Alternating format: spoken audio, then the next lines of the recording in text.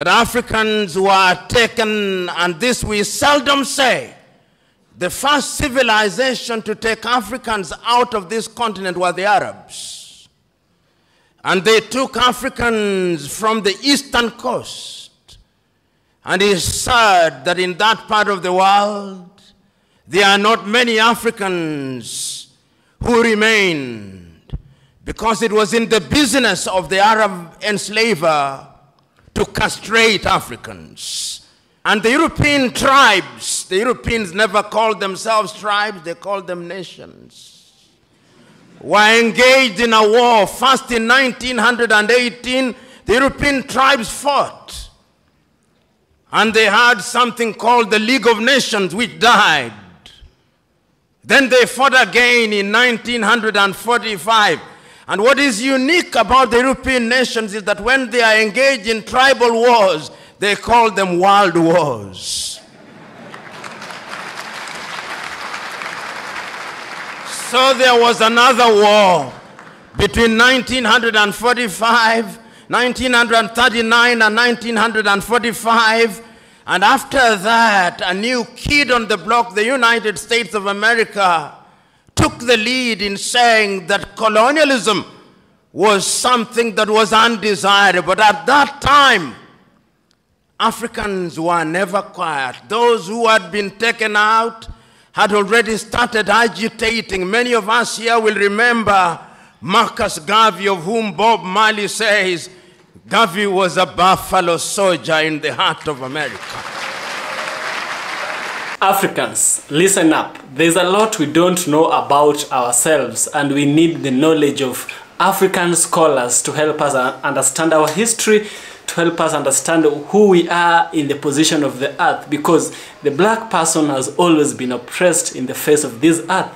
So, in a particular video, Plo Lumumba, the professor from Kenya, gave out a very important revelation, something that many Africans, I believe, don't have the knowledge of. So he gave out very important points about the history of Africa, where Africa is heading, and what Africa needs to do in order for it to achieve its visions. For example, in Kenya we have the Vision 2030. What should Kenya do to reach the Vision 2030? Africans should learn to appreciate the freedom we have right now, because in the distant past, our ancestors really suffered for us to have this freedom we have right now. Even though right now we don't have the full freedom as we expect, there's much we have that we should appreciate. Listen to this. There is a sense in which one must take a historical journey, if only to appreciate the factors that animated Africans to seek to regain their independence from the colonial masters. Historians will remind us that we were first enslaved, that Africans were taken, and this we seldom say. The first civilization to take Africans out of this continent were the Arabs. And they took Africans from the eastern coast. And it's said that in that part of the world, there are not many Africans who remained, because it was in the business of the Arab enslaver to castrate Africans. We never say that, but we must say it because it is historically significant. Then the Europeans came, the Portuguese came, the Spaniards came, the Germans came, the French came, the Belgians came. Africa became the hunting ground for the European colonizers, and we were the spot. We built, our ancestors built the United States of America. Our ancestors built Europe. And when slavery had lost its shine and sheen, the Europeans abolished it, but they replaced it with yet another pernicious enterprise, the colonization of Africa. The Europeans sat in Berlin, in Germany, in 1884, and they looked at the map of Africa and parceled it out. The British had their share. The Germans had their share, and Tanzania or Tanganyika was their share, as was Rwanda and Burundi. The Spaniards were Johnny-come-latelys in the arena, and they got little Equatorial Guinea and Southwest Africa. The French were here, the Portuguese were here, and we were colonized. This time round, they did not take us away. They came here, and they controlled us, and they told us, not in so many words, that we were children of a lesser God. And we were treated as if we were children of a lesser God. In fact, they told us that on the day of creation, we were merely hewers of wood and drawers of water. And if anybody were to doubt it in 1948, it was more blatant when Hendrik Verwoerd instituted the apartheid regime in South Africa. But yet there is a sense in which the God that we worship never sleeps. The colonial enterprise ran its course, and many of us will remember W.E.B. Du Bois. Many of us will remember that they started agitating that Africans must regain their dignity and their independence. And indeed, in 1847, in Liberia, a small group of Africans were brought back in Monrovia, and Liberia became the first independent black nation in the continent of Africa. So soon thereafter, in Sierra Leone, they also created yet another colony.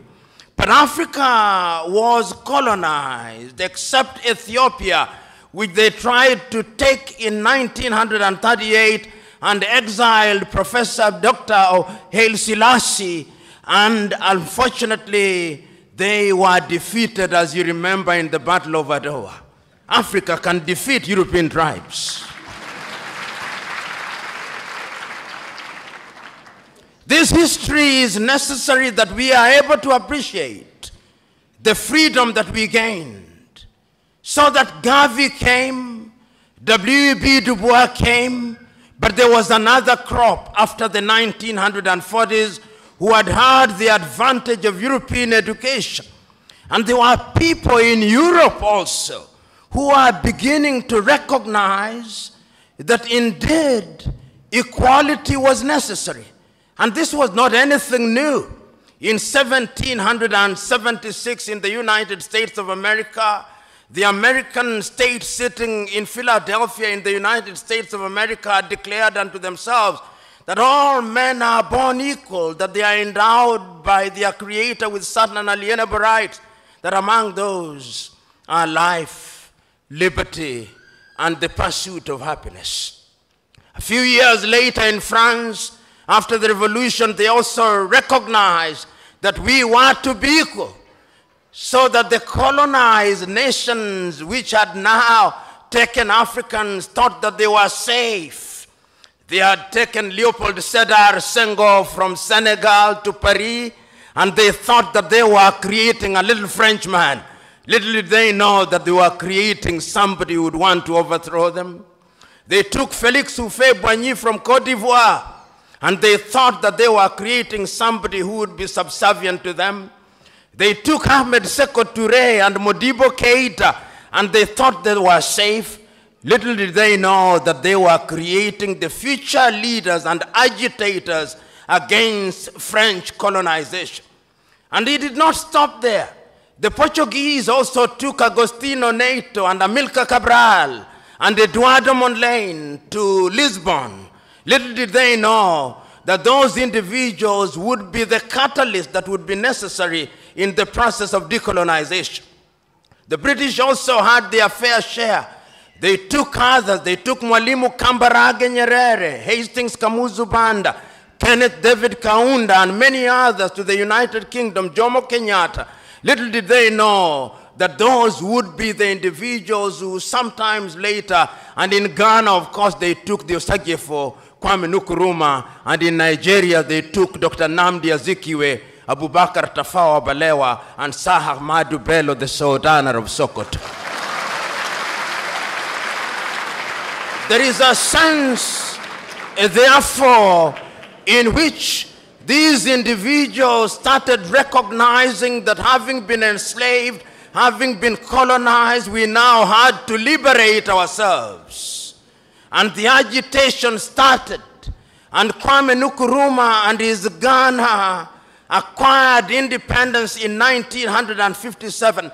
And I still can hear Kwame Nkrumah through the vicissitudes of time saying in Accra, Ghana, that Ghana is free and will never be colonized again. But the freedom of Ghana means nothing if the rest of Africa is not free. I can hear Mwalimu Julius Kambarage Nyerere saying that he is prepared to delay the independence of Tanganyika so that Tanganyika, Kenya, Uganda would become independent at one time. Mwalimu could see the future with the exactitude of a Jewish prophet. Jomo Kenyatta and Obote could not. And therefore, we gained independence as separate states, and the story will be told shortly. So what do we see? The agitation, the demand by the people that we must be decolonized. And why is it that we were asking that we must be decolonized? Why is it that we were demanding that we must regain our independence? Because throughout the ages, it was always the divine plan that men must be masters of their destiny. And when we gained our independence, the leaders of the day were eloquent as they were clear that the reason why we were asking to be independent is because we wanted to take charge of our affairs. We wanted to be the governors. We wanted to have our young men and women acquire education. We wanted to control the production of our food through agriculture. We wanted to build our infrastructure.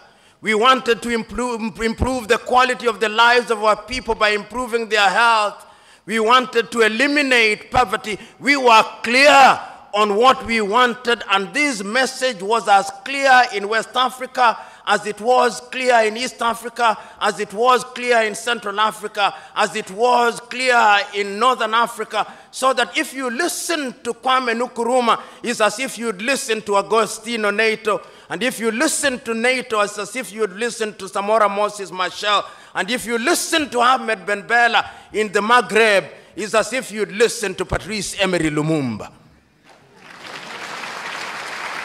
There is a sense in which there was unanimity that this was the only way, and we attained independence. And I remember so very vividly, in 1957, in Casablanca, Morocco, was it in 1960, when the then 8 independent African countries met on the Osagie for Kwame Nkrumah, was clear that we must ensure that everybody else regains their independence, and that we must remember that the colonial master is not asleep, and that if we don't unite, he'll come under other guises through the neo-colonial project, but they listened to Kwame Nkrumah not. And even before they assembled in 1963, in the month of May in Addis Ababa, Ethiopia, no sooner had countries started attaining independence that the neo-colonial project started taking root. And in 1960, the first coup d'etat and assassination took place in Togo when Sylvanus Olympio was eliminated. 1 year later, Patrice Emery Lumumba was eliminated. So that in 1963, in the month of May, when 32 heads of states and government assembled in Addis Ababa, Ethiopia, there were several speeches, but 3 speeches stand out. Kwame Nkrumah's speech, Mwalimu Kambarage Nyerere's speech, and Emperor Haile Selassie's speech. Haile Selassie was the host, and his own inimitable style, he reminded the congregation who are present in Africa Hall in Addis Ababa, Ethiopia, that was a momentous occasion, and that the long-term health of Africa not only required but demanded that Africa must pull in the same direction, Haile Selassie said. And Mwalimu took the baton from Haile Selassie and repeated the same words, celebrating the fact that we were independent and we had the opportunity of determining in our affairs. But the greatest of the speeches was that of the Osagyefo Kwame Nkrumah. Kwame Nkrumah had a sense of urgency which everybody else did not have. He said, not in so many words, but in effect, that if we want to immunize ourselves from the diabolical machinations of the erstwhile colonial master, now turned neo-colonizer, we have to move here as one Africa, with the United States of Africa, with one army, with one currency, with one central bank, and with one nation.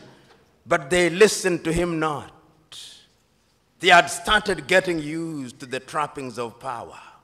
So what they came out with on that day in the month of May 1963 was a weak organization of African unity, the OAU, which many commentators were quick to describe in many ways and many times as the toothless bulldog.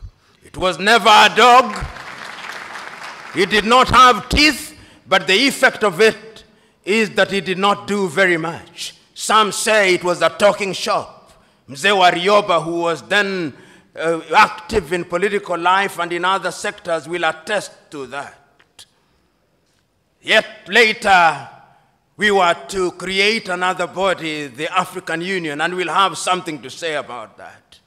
So we come out of Addis Ababa, Ethiopia in 1963, clear as to what we want to do. The African politician begins to emerge. We have them in different parts, but they begin to show characters that are totally inimical to our expectations. You of the Swahili say, maskini akipata matako huliambwata. Maskini walipata matako zililiambwata. They started getting used to the trappings of power.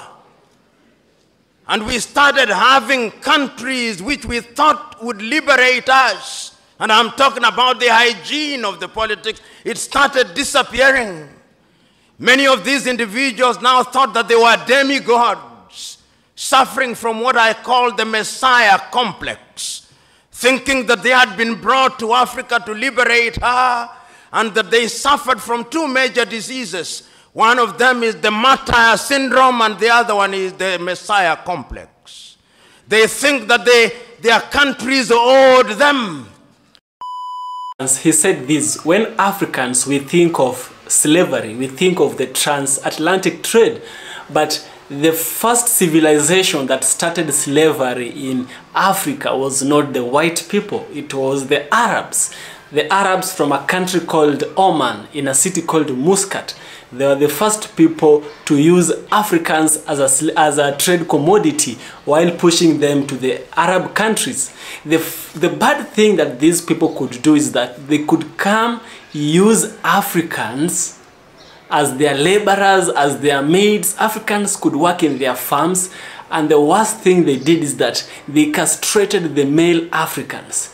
They castrated the male Africans so that there would be no population of black people in the Arab nations. You see, the same thing that happened with the with the Ethiopian Jewish women who went to Israel. You heard that they were injected with some kind of birth control so that they would not have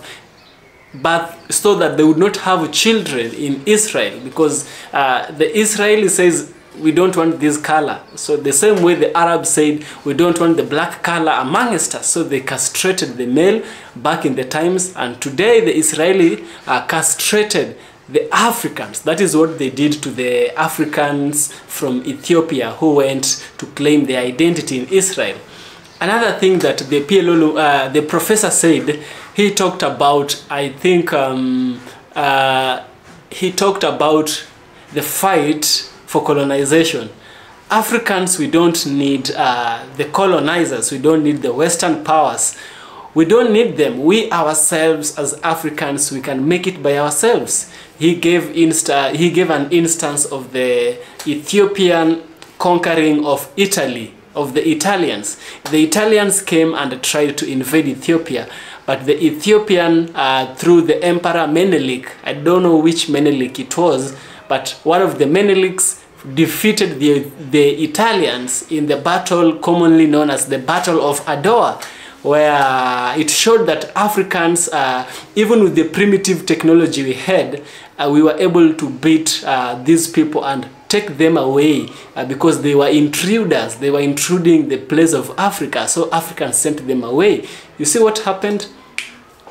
Also, the professor gave a lot of things which made me think, Africans, we have a lot to value about ourselves than that which we don't have. Sometimes we focus more on what we don't have, that we forget what we have. But with people like Professor Plo Lumumba, we can be able to appreciate who we are. We can be able to identify as Africans, as people who are also as important as any other person in this world, you know. And that's why I love everything that these African leaders are doing.